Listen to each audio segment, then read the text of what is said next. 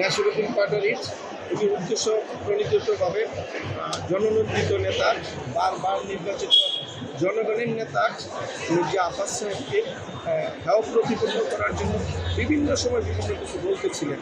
এবং সর্বশেষ আপনারা দেখেছেন যে নিউজ 969 এবং টিএসটিতে উনি বলেছেন যে উনি নাকি প্রমাণিত চাঁদাবাজ। এরকম কথায় আমরা ব্যথিত। এবং রমনা থানার বিএনপির সভাপতি আমার পাশে যিনি দাঁড়িয়ে আছেন মোহাম্মদ আশরাফুল ইসলাম, উনি অনেক পূর্ব থেকে আব্বাসের সাথে রাজনীতির সাথে জড়িত, উনি ব্যথিত এবং আমরা সবাই ব্যথিত।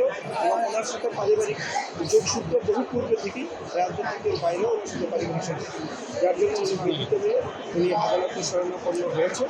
এবং পরিস্থিতিকে উনি সব নিউজ এবং বিভিন্ন ফুটেজ প্যান্ডাপের মাধ্যমে বিজ্ঞ আদালতে দাখিল করেছেন।